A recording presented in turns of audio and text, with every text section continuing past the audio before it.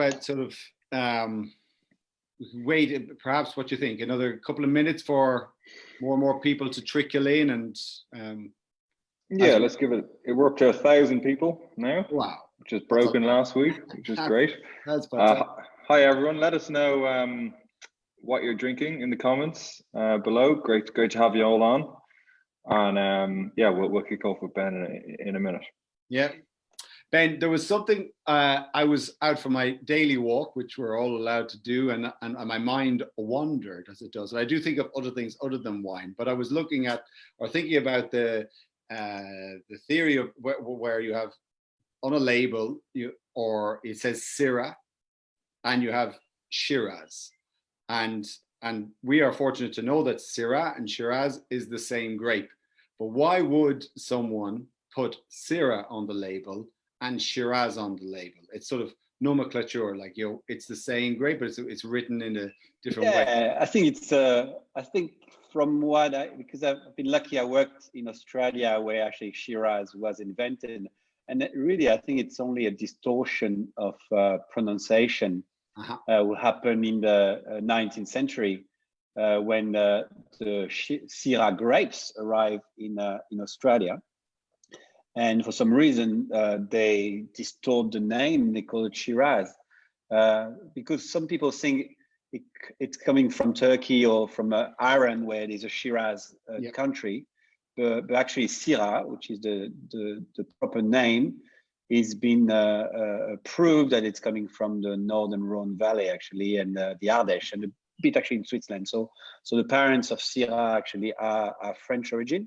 But the funny thing is, though, is like because Australia hasn't had that disease called phylloxera, or had a big part of Australia has been sort of not have it.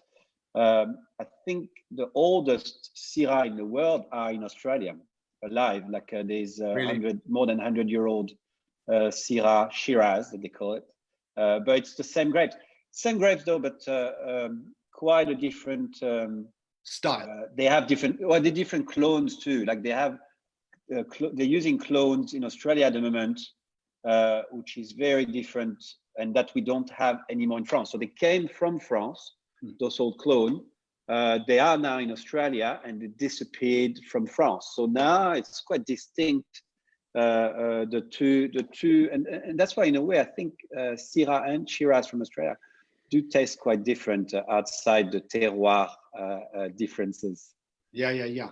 And I think just the takeaway point is what I've sort of seen in a country like South Africa, which people might say sits in between the old world, Europe, and the new world outside of Europe, is that you'll see both grape varieties on the label, Syrah or Shiraz. And what is the pointer, what helps you, direct you to go like, is take Richard Kershaw, he makes a Syrah in South Africa, and you have, say, Manley Estate makes a Shiraz in South Africa. Sorry, I meant Kershaw in South Africa.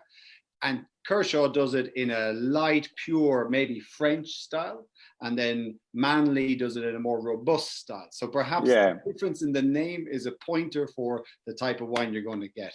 But I guess only because you make Shiraz, I asked the question, but we could get lost down a rabbit hole. So I probably it's a cultural choice. Like and at the end, it is the same variety. Yeah, it is. Yeah. Amen. Cool. All right. Well, thanks guys for that, and welcome everyone. We're going to kick off now. We're up to almost 1,200 viewers, plus we're live on Facebook. So hi to everyone. If you're a long-standing angel, you'll know the name Ben Darnault very well, no doubt. His wines seem to turn up in almost every case we send out. And if you're a new angel, I'd like to introduce you to Ben here. So just to give you a bit of history of Ben and Naked. So Ben goes back to the very start of Naked Wines, 10 or 11 years ago. And he's based in the Languedoc in the south of France. And really, Ben just, he pulls out some amazing wines from down there, incredible value. And really showcases the best and the potential of the Languedoc wine region, which is definitely one of my favorites in the wine world. And his ratings are through the roof across the board. He does an awesome job. So I'm sure I've embarrassed you enough there, Ben. But But yeah, looking forward to hearing more about your story, how you got naked, and how you do what you do now. Thank you, Iman. Well, I mean, and as you said, like I'm lucky that I'm from a region which is a big region. The Languedoc-Roussillon is one of the biggest wine region in the world, and we've been growing vineyard there for more than 2,000 years. So there's great varieties of different area. A lot of different grape variety are grown. So there's a real richness to it. It's been a very long time ago, and so for me, it's quite the field where I could source the grapes is immense. And actually, we only at the beginning of it. Like there's a real great production there, and I think that was when I contacted.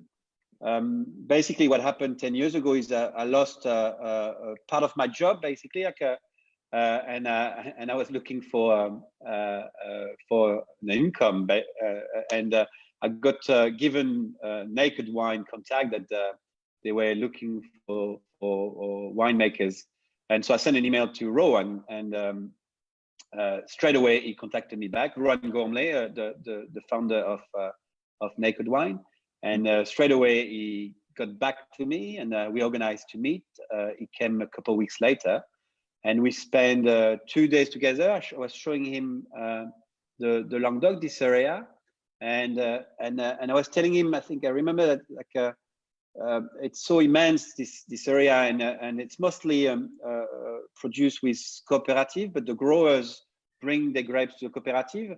And I said to him, it's an area where actually the best and not as good goes together in the same tank. And I think there's an opportunity here to cherry pick what's very good, to pay a bit more, if we can pay a bit more, because at the moment, everyone pays the same price for the very good or the mediocre. And I said, if we can pay a bit more the very good, then we can extract it, we can cherry pick it, and we can make great wine about it. And I think, and he left, and drunk. send me yeah, pretty much. But a few days after, he sent me a check. I mean, like a transfer. He transferred me money, and said, "Here you go. Go and buy some grapes and make some wine." And I mean, I showed him some of the wine I was making here, so he knew a bit what I could do. But really, there was a trust, and that's how it started. I mean, and really, I had no expectation. We started. With no expectation. At the time, Naked, was a very small company, and since that, it's been the dream for us. Like, it's been life changing for us.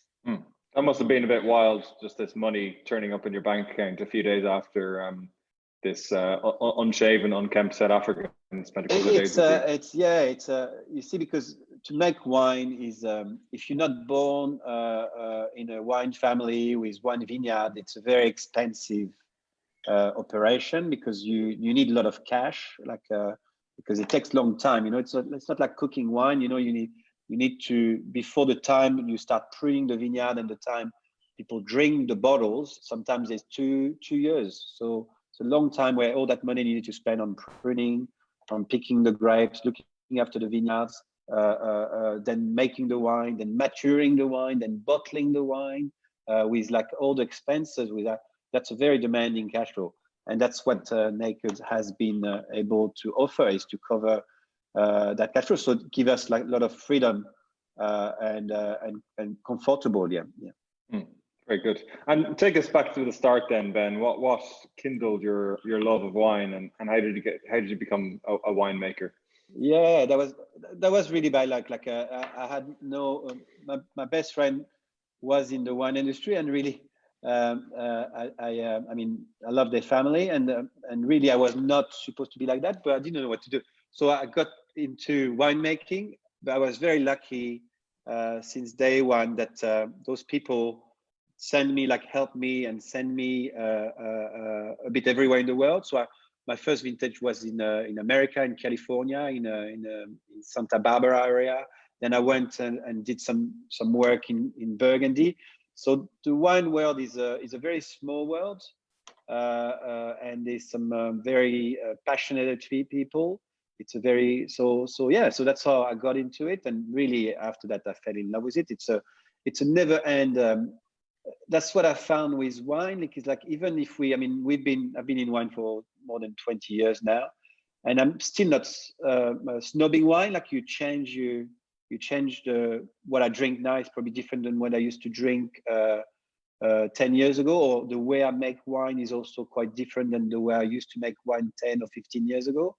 And I think there's always a new path, and I'm sure you can hear you guys have that. Like there's always new path, new thing to discover, style to discover. It's never end. I think if you start with wine, you never finish. And even us as professional, we rarely like we don't get tired of it. Like there's always something new. It's a very rich world. I think it's very similar than art, like the art and the art industry, in that way. Yeah, absolutely. And tell me, when you were in Australia, I know you worked for some pretty high-end places. So what took you back then to Languedoc in France, where you are now? Well, the first thing is like, I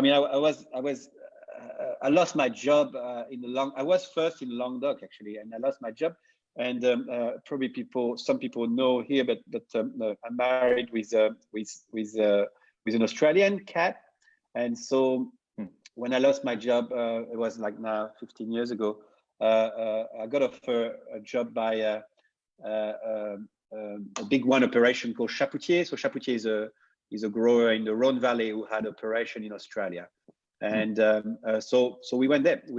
And that was very, very nice.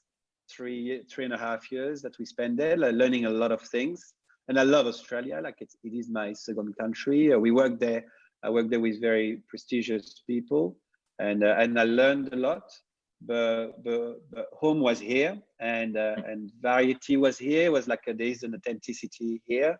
There is really a lot to do here. Like again, like in Australia, things have been done. It's funny to say, but it's a bit like that. Like things has been done. Like they've been working very hard. Where here we still have to discover a lot. So when we had the opportunity to come back here, where we still have our house, which is that you can see actually in the label,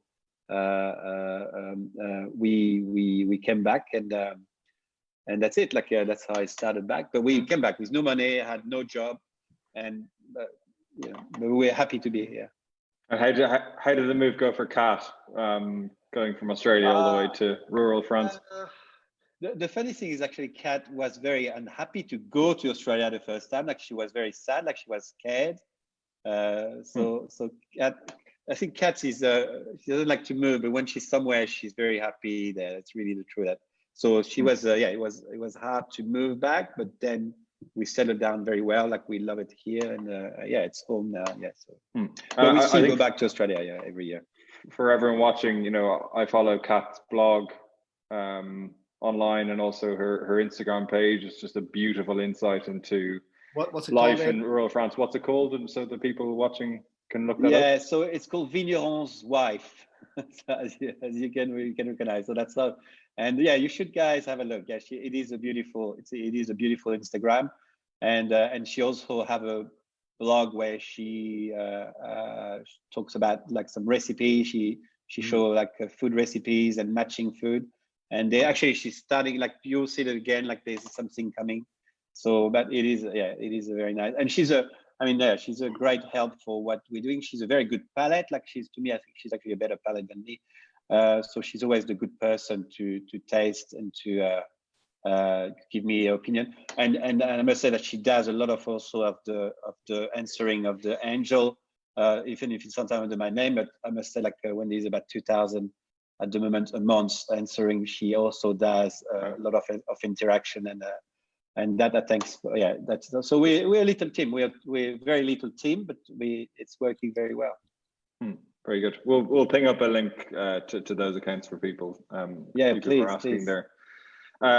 So Ben, you mentioned earlier then, so you're in the Languedoc now, and say for a lot of the supermarket wines or cheaper wines, good and bad is blended together to and average comes out. what is the difference between good grapes and bad grapes? You know, if you're walking around a vineyard, or how can you tell that this plot or this vineyard is worth paying a premium for? Yeah, well, I mean, it's a fine. I mean, first I like to say that we are where we are. We are in quite a poor area. Like the only industry which is in our area is wine vineyards and a bit of tourist thing. So people live with not much, and most of the people who do have vineyards, which is a lot, like they live with not much, and they've been having that with like their son and family. It's a family thing, and most of the time they bring the grapes to the co-op. Nowadays, of course, like more and more little estate, but the big quantity is there and those co-ops has been existing for over 100 years, and very hard for them because it is a cooperative system. So very hard for them to define what's the good grapes and the bad grapes. They don't know, and because it's quite an art to define it. Like basically you taste, it's an empirical thing. So you know that some area is going to give better grapes than others, like some soil. So it's basically that's what you see in a lot of in Burgundy. I mean, in Burgundy they know the area, they know because they've been working on the small area very, very well. So they know very well that this block done.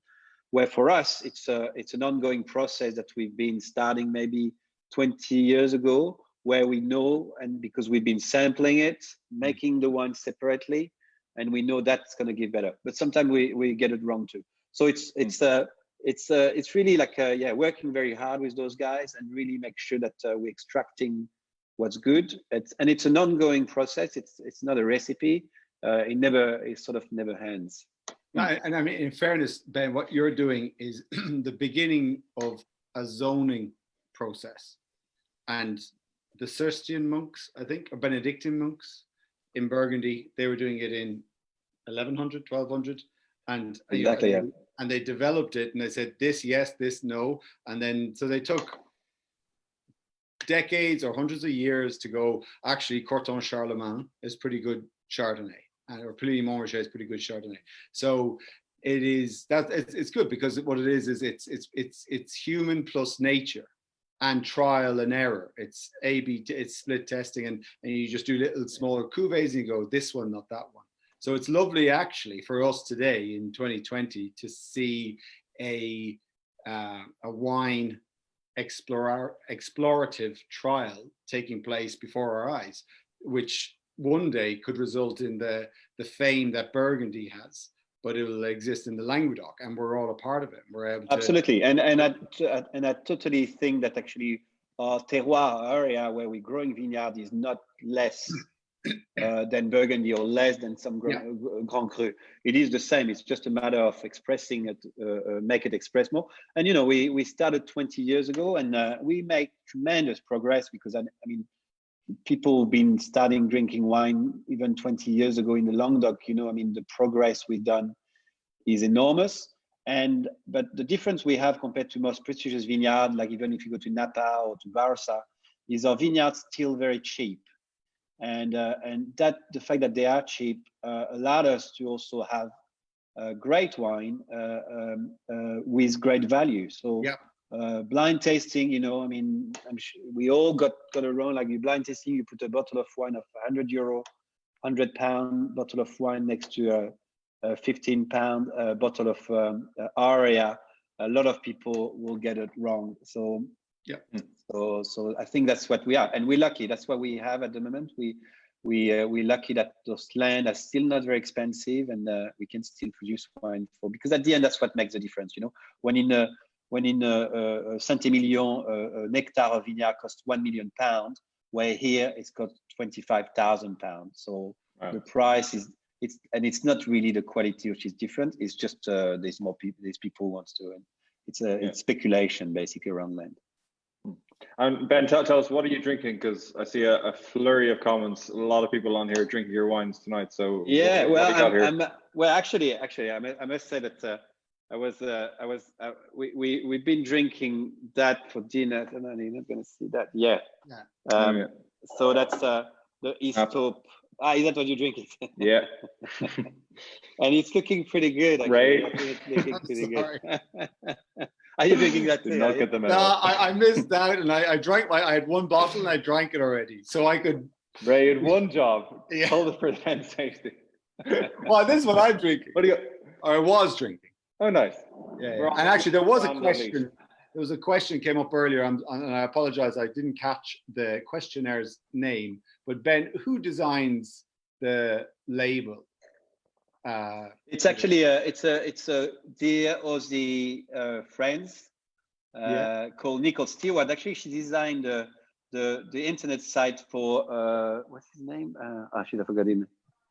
Stephen Fried. Yeah, so she's a very good drawer, and she's just done an amazing. We're going to post that on that because she's just done an amazing book, a drawing book, and yeah, little. So that's we're not going to see that. Yeah, yes. So that's our little house. Basically, that's where we wanted to copy Bordeaux. We don't have a castle, but we have a nice house on the hill, and it's a very simple one. And she drew it, and that's what we wanted to tell people. That's where we are. That's where we're from, and we didn't want it to do too fancy label, but that's us. That's cool. Very cool, Ben. Yeah. Thank you.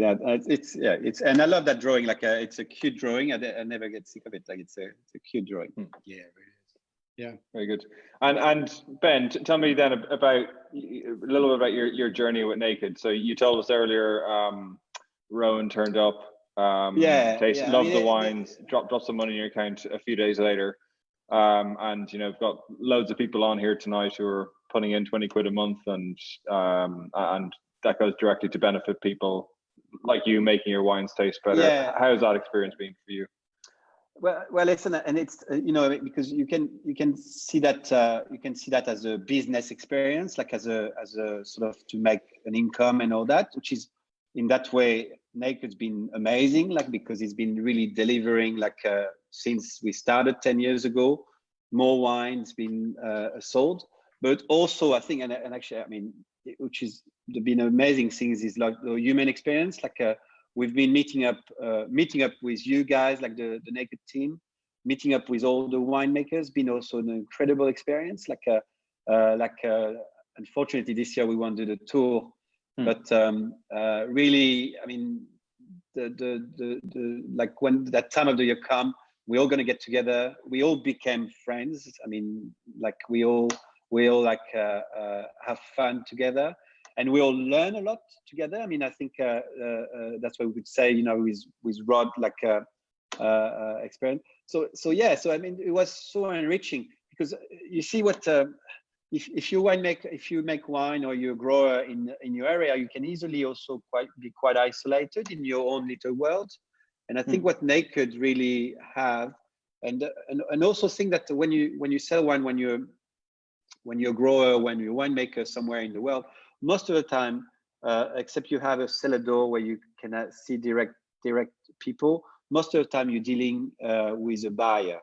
So a buyer who buys for supermarket or buys for a distributor in England or in America.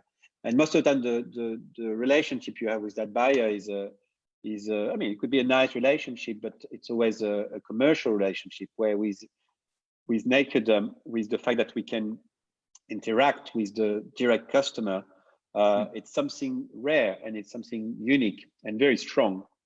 And I mean, at the moment we're receiving about 2,000 messages every month that we're answering all of them, and no one does that. I mean, no one does that. I think we've got six, like I don't know, I can't remember, like many hundreds of thousands interaction we have with customer.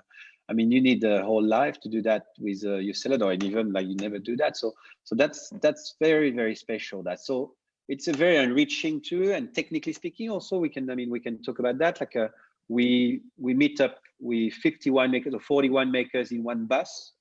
Most of the winemakers there. Yeah, so they're all very experienced winemakers, like everyone there is top of the notch people who've been working for the best people. So we spend 2 weeks talking mostly about wine, because we all wine freaks. Like it's crazy. We all talk about wine.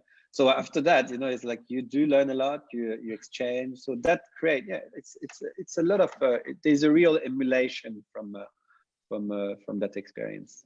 There's some pretty experienced boozers on that bus as well, and sometimes there's a lot of sleeping as well after late nights. But not to be this year, of course. We're getting better at that.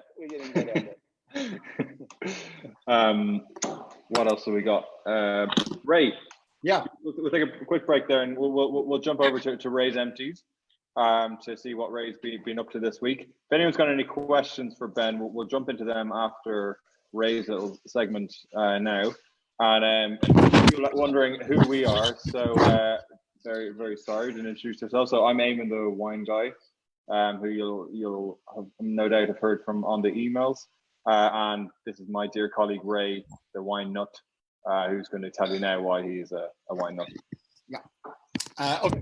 So, I better get the lighting on. We're going into longer nights, but it's worth putting a light on over here. So my job, hello everyone, my job is to taste wines and make sure that the quality and the style is right for all the angels. And basically we put faith in the winemakers and we pay them in advance and they make the wine. And we do that if we assume that they're great winemakers, which they are. So, but then just as this last final stage of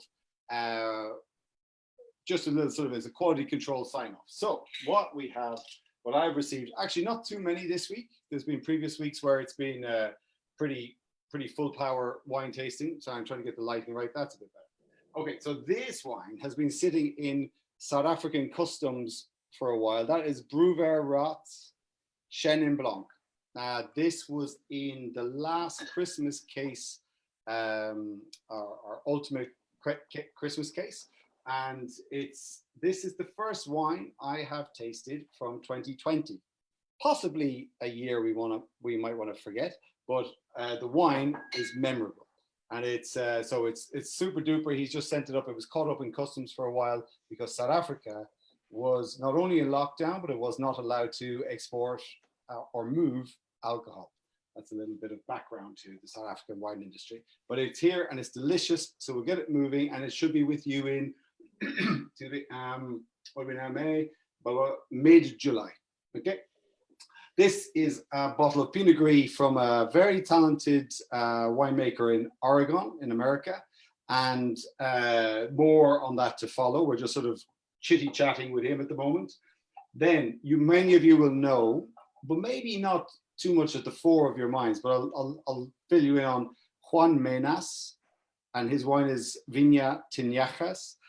These are not bottled wines. These are wines that are taken from the tank, so they don't have the proper label, so you won't recognize the label. It's just print so that I can follow it.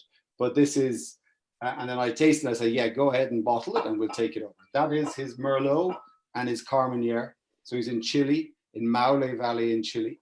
And both wines look delicious. They're 2019 wines. And then And I specifically poured a glass of this. This is Stefano de Blasi, Montepulciano d'Abruzzo. And Stefano de Blasi, he made Tianello, which is super Tuscan. What's her name? Meghan Markle. Sorry, I don't know if she's royalty, if I need to give a greater sort of kudos than that. But basically, many people distinguish Tianello as one of their favorite wines, best wines, and Stefano de Blasi was a contributor in the making of that wine. This is his Montepulciano d'Abruzzo. And I just thought I would show you, maybe it doesn't come across so much in the light, but the color and intensity of this beautiful red wine, Montepulciano d'Abruzzo. And I tasted it, it is better than any of the previous vintages. So that should be here in, I would say, early July, late June. And it looks absolutely fantastic. And then there's an array of other wines that have been opened this week, some of which are part of the COVID relief fund, which Eamon can tell us a bit again afterwards, but where we're supporting winemakers around the world who've been affected by the coronavirus situation. And we're supported. But Eamon, maybe you could elaborate on that slightly as I hand back to you. You on mute, Eamon, I think. Just check. Yeah, there you are. Background noise. Yeah, cool. So yeah, thanks for that, Ray.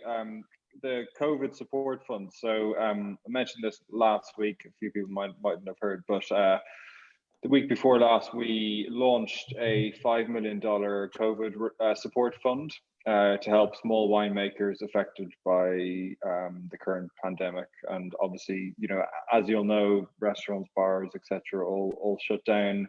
In other countries which rely on tourism, you know, tasting rooms, events, all of them are gone probably for the rest of the year, which is going to have a massive knock-on impact on particularly small winemakers who can't get in supermarkets and can't find normal channels to sell their wines. So we've put out a call out for them to apply for support to us, which means we can help them and then get some hopefully great wines out to our customers. So we've had some amazing applications so far. And Ben, thank you very much. You sent a few of your friends our way. Well, yeah, thank you.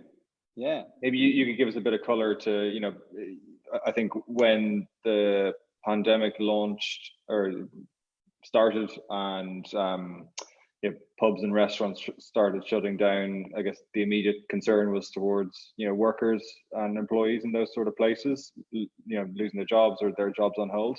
And now we're kind of starting to see the ripple effects through to, you know, small winemakers like yourself. As a small winemaker, how do you see the coming months panning out ahead?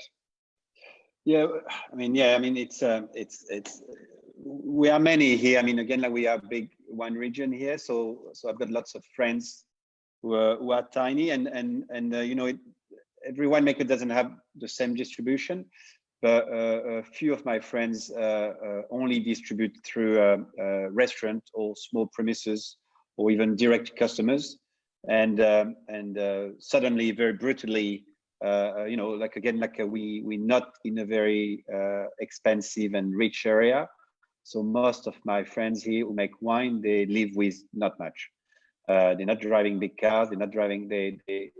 So it's been very brutal, but like for everyone. So that's been the discussion with you guys. I mean, and when the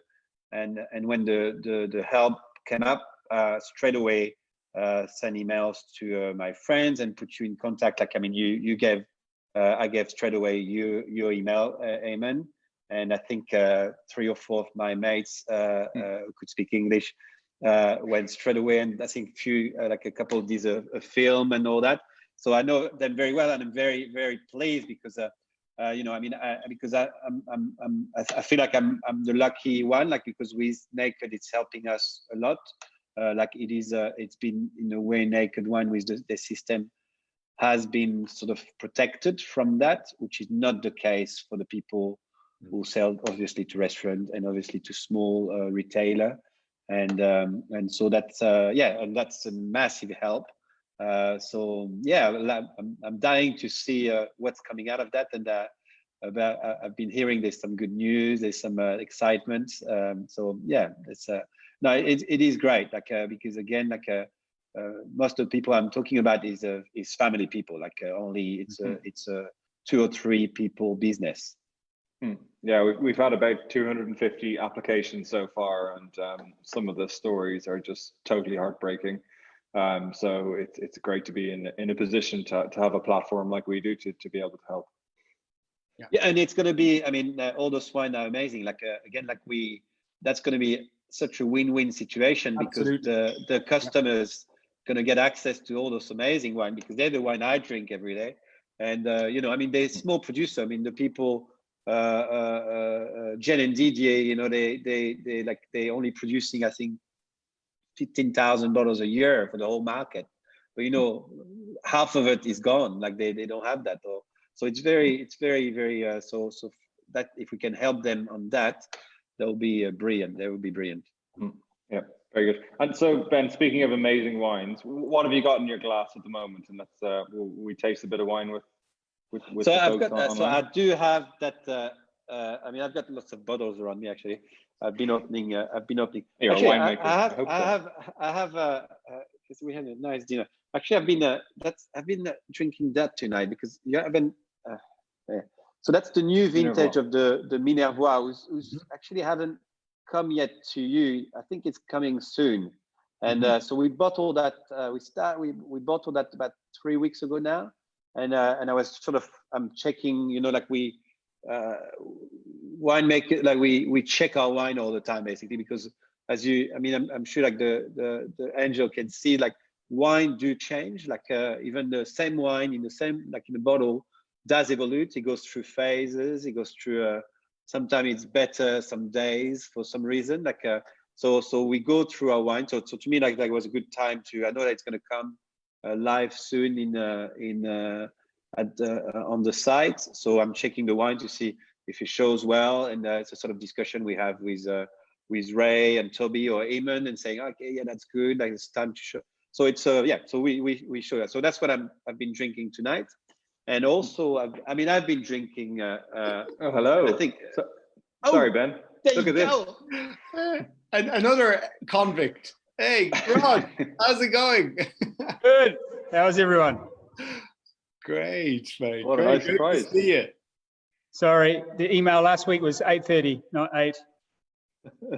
Oh, there you go. Maybe time difference. Everyone, if you didn't know, or if you can't recognize him because of the razor effect, as Rod Eastope, who's been with Naked also probably about the same time as you, but Rod, maybe you can elaborate on that. But Rod Eastope in New Zealand makes some of our best Sauvignon Blanc. The reason Rod has joined us is I think, Ben, just about to talk about the Darnault and Eastope collaboration, which a lot of people online tonight will be drinking. So welcome, Rod. Great to have you here. And yeah, Ben, have you got that there with you? It's 7 o'clock in the morning for you, are you, Rod? Yeah, it's a bit early for Sauvignon Blanc, but we've tried a few bottles.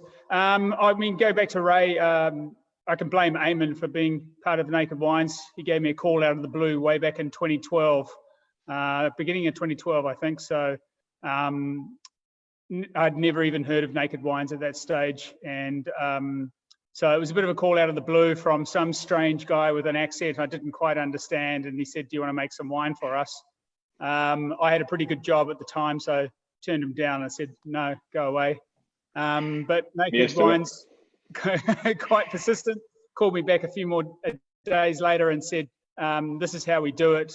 And I knew that this was my opportunity to break into independent winemaking, making wines that I want to make, and not making wines to tailor them for some big company. So it was an opportunity that only people with trust funds or something behind them ever get. So that was my start into Naked.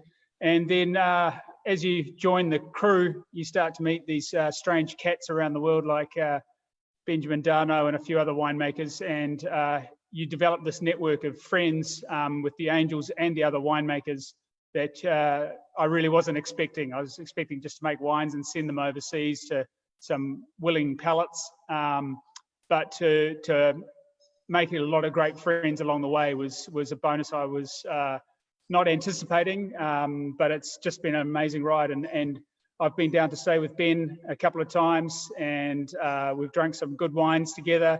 We drink each other's wines and critique them, and then came up with this crazy idea that, we think we know how to make Sauvignon Blanc here in New Zealand. And he had some great Sauvignon Blanc vineyards on his doorstep. And it was two dots that just had to be joined. So that's how it came about. Really a crazy idea on the tour bus one summer in the UK. Very cool. And Rod, people will know you for your Sauvignon Blanc and Pinot Gris. What is it about New Zealand fruit that just makes it so unique and different to anywhere else in the world? I think the main thing, and you guys might be noticing it in your skies at the moment, that they're very clear and bright and blue.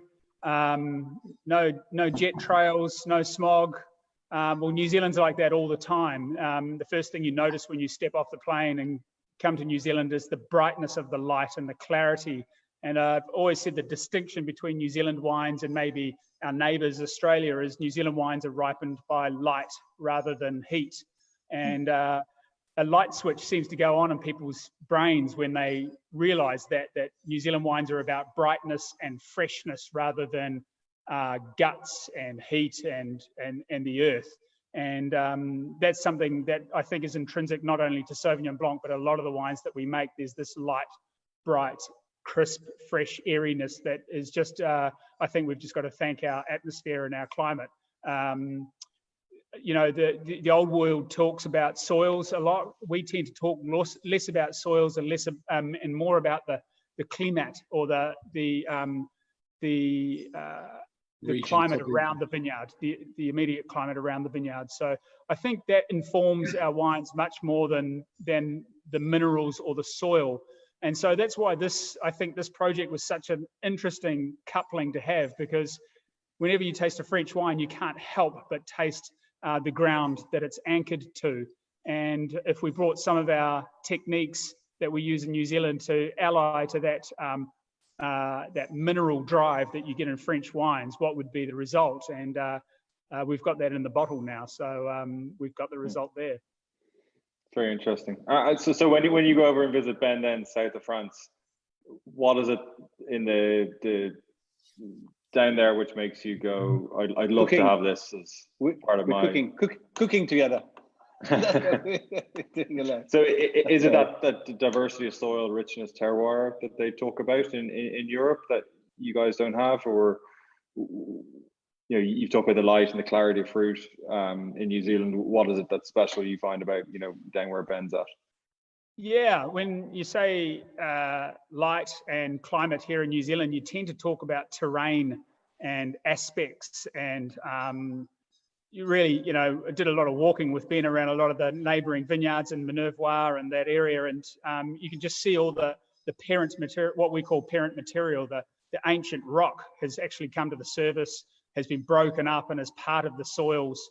We're much younger geologically, and you know, a lot of our topsoils are very young, wind-blown soils, whereas in Ben's area, you can see the terroir sitting on top right next to the vines, all that broken calcareous material mixed in with that quite rich loamy soils.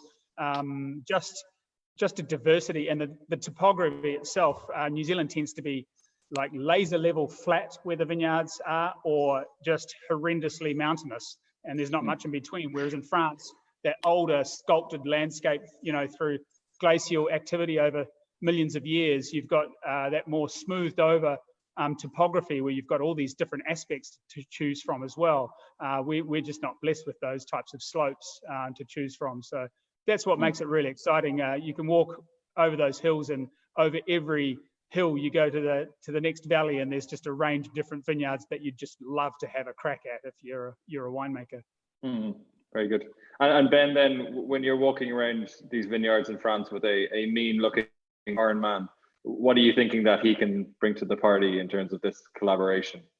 Well, Rod was just telling about it. I think you know, we do live in an area where it is warm, and that warmness like brings power and sometimes a bit of heat. And I think in also because it's also Rod winemaking.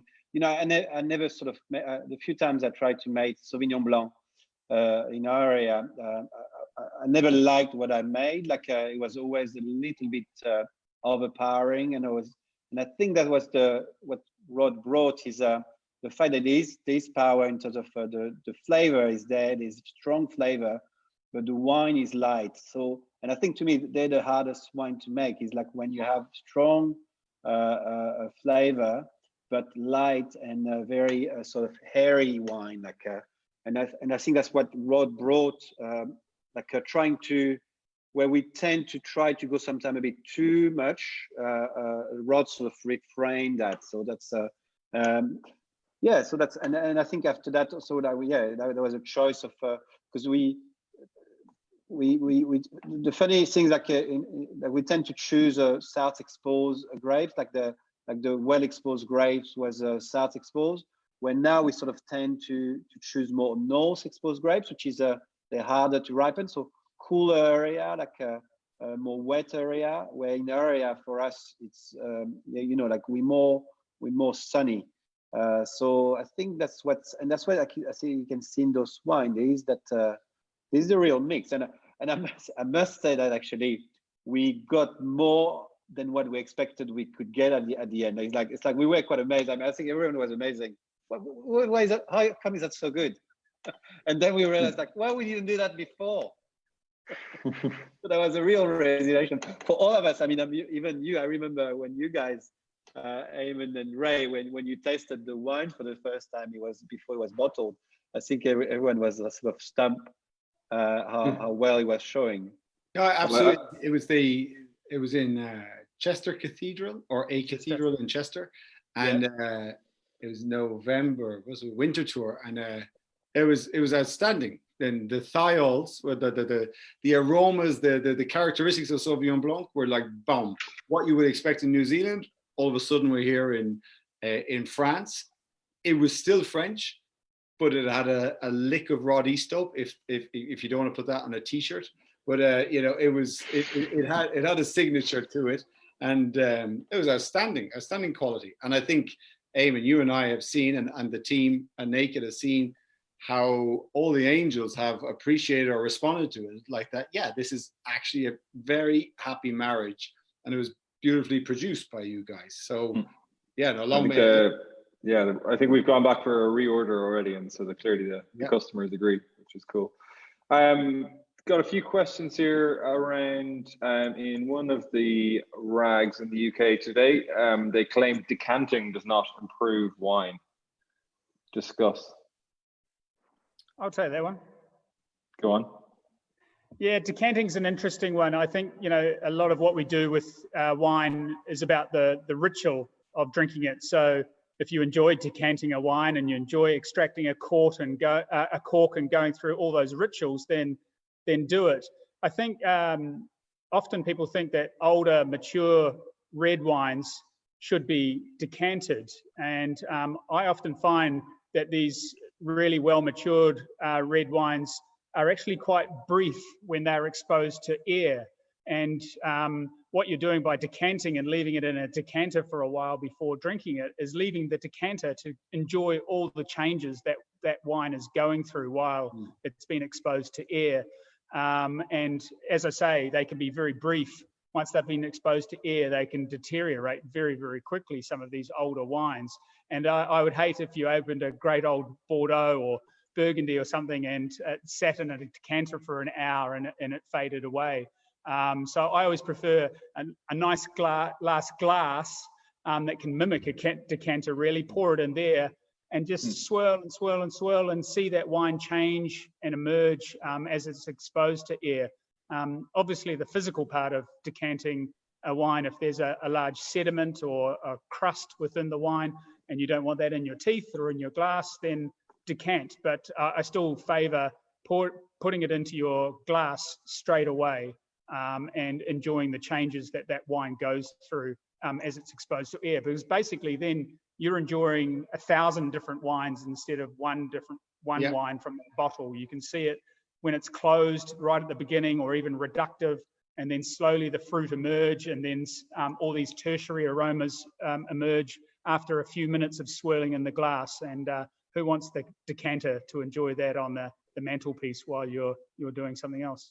And I think, Rod, just to summarize, is that exactly what you said. It is perhaps relative to the age of the wine. And I know exactly what you mean. If you've been saving this wine under the cellar and it's, it says 1992 something or 1985 something versus 2016, 2014, that's a quite intense wine.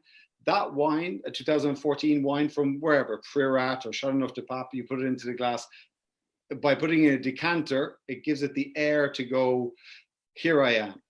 But the wine you've just described, a 20-year-old wine, you put it in, oxygen goes straight at it, and it just goes, it has its moment. There is a window for it. And you're saying, capture the window in the glass, and you decide at the beginning of the window, it's tight, and then 10 minutes, 20, 30, 40, 50, 60 minutes, it's just this rainbow of. Well, at some time actually, I remember, like I don't drink those sort of wine very often, but we opened many years ago, 1969, Aubryon, with like I was 18, and then we stole that wine from a friend's parents' house, and the wine literally lived about 5 minutes. Like we opened the wine, and it was amazing, and 5 minutes later, it was finished. It was dead.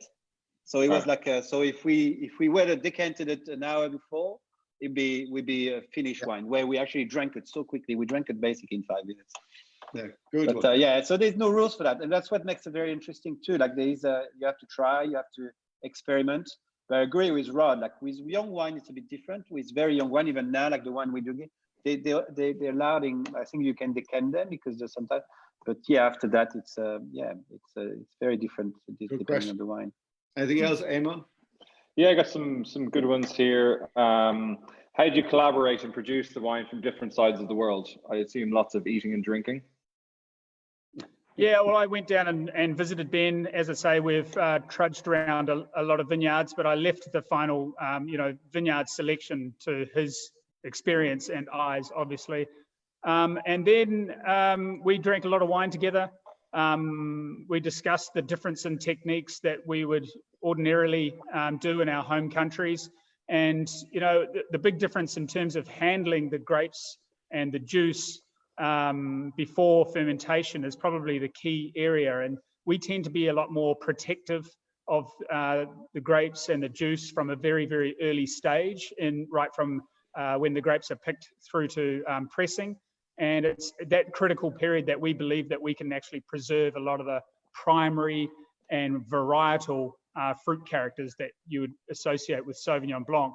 Whereas a typical old world techniques would be actually a little bit more oxidative and actually allow some of those varietal, blatant varietal characters to actually dissipate. So you expose the secondary characters, which are the key to the terroir underneath, and leave much more of the mineral base of that wine. So what we're doing with our techniques by protecting that juice through what we call reductive handling, we retain or conserve much more of that varietal aroma, and then you cannot get rid of the mineral component that's intrinsic in the grape and the wine.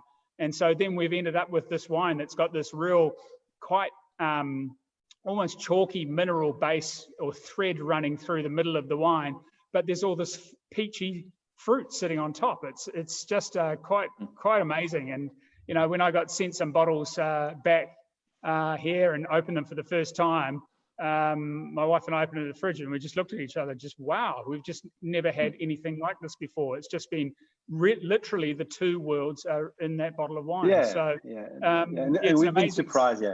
Yeah, it's amazing just to see an idea come to sort of vinous fruition through that process. So now the next things is like which other variety we're going to do that with. Like that's something we sort of talked about that we can talk about later, but because it's happening, it's working very well. I really think the obvious one would be, we should be making good rosé here in New Zealand, but not many people do. And I think we're missing something about what you guys do in the south of France. I'd really like to get some, southern French involvement to make our rosés that little bit bonier and more mineral and ethereal. That would be an interesting collaboration, I think. I tell you, my little slightly geeky contribution from some studies is the use of Sauvignon Blanc lees in the aromatics of a Provence rosé. Basically, what you guys are doing in New Zealand and Sauvignon Blanc has an indirect contribution to the popularity of Provence rosé. So we'll take it away, but I think you already have the bones of it to make it a success, an untapped success. So yeah, okay, there you go, guys. And then we need a good excuse to come and visit you in New Zealand, because I've never been to New Zealand. All of us. Sitting 3 seats apart. We need to. And I bring the whole family, because we're all gonna input in that. Yeah. And that was let us know in the comments there. Yeah. Go on. Yep. Yeah, No, I was going to say, like, we were planning actually. I'm not sure if you guys were aware, but Rod and his family were planning to come and spend the harvest with us this year in September. Obviously, it's not going to happen, but it's only 1 year to push, and because again, like, that's something I don't know Rod's family, and Rod know my family, but we our two wives don't know each other, and we know I mean, again, yeah, it's a friendship there, and so we do want to have some good reason to get together, and wine is a great reason, but friendship is the other great reason. Awesome, very good. Really good question here, and it's something we get asked a lot. I'm wondering why there are not more wines around 11% alcohol. They all seem to be so strong these days. Do you want to answer that, Rod? Yeah, I mean, you're right. When I first entered the wine industry, you know, we were drinking wines from Bordeaux and that sort of thing, and typically they were 12.5% alcohol. These days, 13.5%, 14% is more the norm. There's been a lot of reasons postulated for that, but people blaming global warming and that sort of thing, but really the temperatures haven't risen enough to blame that for a whole percent alcohol increase. I think viticulture has actually improved a lot, so the health of our vines.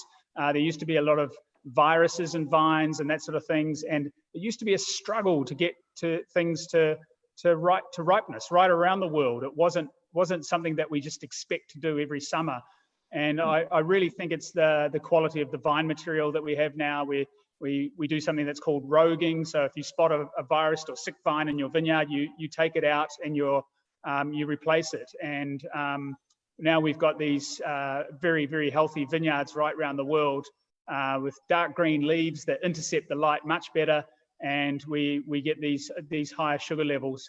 I also think there's a fashion. You know, once the New World warm countries came onto the market, like Australia into the UK in the 80s, those wines were much richer, riper, more slippery in their feel, almost a sweetness from the alcohol. And the world actually developed a taste for that. So the trends also followed that trajectory.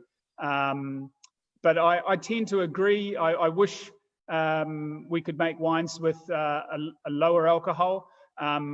New Zealand wine industry has spent a lot of money on low alcohol wines through the use of technology, which I'm not a supporter of. They tend to be underripe, no flavor, and use residual sweetness to cover up for the fact that it has not much alcohol. For me, the best way to actually consume wine with lower alcohol is to make a really, really great wine of whatever appropriate alcohol that wine should have. And then if you want it a little bit lower, add a drop of water. It's as simple as that. Then you've got all the flavors in the balance that the winemaker intended. Add 10% water and you're at the alcohol level that you should be drinking that wine at, without all the technology and tricks and chemistry that the wine industry is trying to use to actually manufacture these low alcohol wines. It's a lot of debate around that, like a lot of, I mean, it's an ongoing discussion really, like, and we all sort of wish, but yeah, if you're talking about Grenache, 11% Grenache is just nonsense. It doesn't happen and it will never happen. Like, Grenache is a variety who needs to be a bit higher in alcohol, and it's not always because you have a high alcohol that you feel the alcohol. Sometimes it's not. It's a very vast subject that we agree with Rod. Like, there is, but we've got to be careful at the moment. There's extremism who's been, like, we come from the extremism of Australia or even some Bordeaux at some point where they really over-riped, over-oaked the wine. From also now there's an extremism of nature wine who pick the grapes unripe, and you have so we've got to, I think we've got to keep, and alcohol is an indication, but it's not the whole indication. And I think I would just add that, I mean, Rod, we might sit on different sort of spectrums of the appreciation or disappreciation of climate change, but I think at the same time, whilst in a short term, if we're talking about alcohol in the past 30 years, 50 years, there has been significant increases in climate, and it has pushed, temperatures up in Sweden and northern countries, and alcohol has been going up as a result. You're absolutely right that, of course, better vineyard management has enabled us to control or enable us to gain greater alcohol potential. But I believe that the climate has had an influence on that as well. But it's interesting just to hear two sides, or to not only climate, like actually CO2 content, maybe, or probably activating style. Chasing a style. Ben, you talk about Grenache. We have Jade de Bressy, Chardonnay de Pape, who we set with, and it is a pure light Grenache style of Chardonnay de Pape. And a lot of people think Chardonnay de Pape is big and bold and generous. But Frederic Maillet in Jade de Bressy, he's chosen a different style. So he's done his vineyard management, like you said, Rod. He's controlled it, so he's controlled the alcohols. But anyway, we go down a rabbit hole again. Eamon, take back control. We're out of time, but so what I'll ask you one last question each, which is we're all in lockdown for another while, no doubt. What is if you could have one naked wine on your rack not made by one of you, what would it be? I think I do like drinking the Sébastien Christophe Chablis, that's one of the wine I drink, and I like to drink. I love Chardonnay, and so I think that would be my choice. Nice. Rod? We're just starting to get quite cold here. First snow on the mountains and that sort of thing. I'd go for a Mrs. Jones red of some sort. Something from maybe one of your neighbours, Ben. Drunk enough of your wine. Absolutely. Very good, Ray. Oh, they're all God's children. I can't choose them. I don't make wine, so I can't choose an alternative. But it was my birthday yesterday, and I had a bottle of Richard Kershaw Elgin Chardonnay. Very nice. 2 or 3 years old, and it was fantastic. I love Chardonnay from anywhere. Yeah. Cool.